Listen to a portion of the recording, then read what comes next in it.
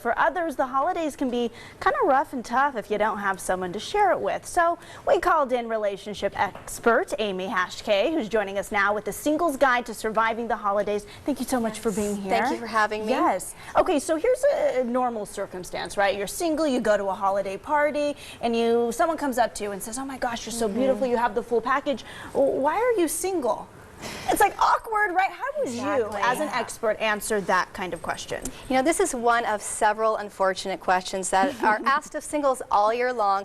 But around the holidays, this can be really a sensitive topic. Right. So you want to be, just really careful in how you respond. Have a sense of humor about it. But it helps to have a response prepared. Okay. Because you want to ultimately get out of that situation, right? So what I recommend is tapping into the most joyous and elated feelings that you can possibly access in that moment, all right? We want to be effusive talking about how great it is being single. You're the master of your time and your schedule, your resources. You can travel whenever you want to, right? And what we're essentially saying to this person is, I'm so happy being single, you don't need to worry about me, okay? And your couple friends will be jealous of your freedom. And Edna will never ask you this question again next Christmas. Well, and then the other one is, and Tyler and I, our producer, we're both single, and it's when somebody does invite you to something, they always say, well, you can bring somebody, as if you've just got somebody on tap. If you're single, it's not like you're just like, okay, I'm just going to call one of my random friends and take them. Exactly. You want to date them or something by bringing them to the party. Yeah. So how do you handle situations like that?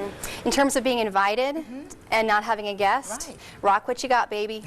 you show up, or bring a friend if you have one, but ultimately be okay with it, because being single is not inherently a problem. Yeah, it's okay to fly solo, absolutely, right? And you can mingle and come in as you want and go whenever, so it's okay. Plus, if you do go, sometimes people don't want to go because they don't have somebody to go with, but if you went and went out of your comfort zone, you might meet somebody else that's single there. There's an opportunity there. There is. Right. And how about just the feelings that singles go through? Because you look at TV, you look at all the ads, and it seems like everybody's so happy, and they got the kids, and they got the dogs, and they got everything going on.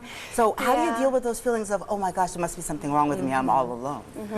It's tough, but you have to ultimately focus on gratitude.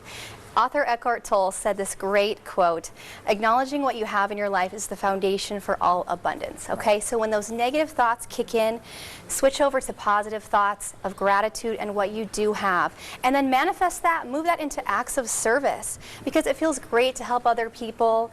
And, so volunteer for a charity, serve a meal, reach out to your own single friends who are in those situations too. You're all in the same boat together. And who knows, while you're in that process, maybe you will meet someone you've been serving with who is attracted to you, that you're attracted to, and you just never know where that's going to go. And I think you should remind your friends, like if you're single, hey, do you have a date in mind for me?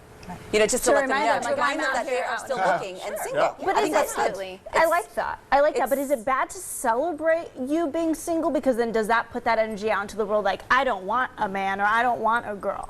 Do you get what I'm saying? Like having like a singles party. Like, is that saying like, I like this and I don't want it?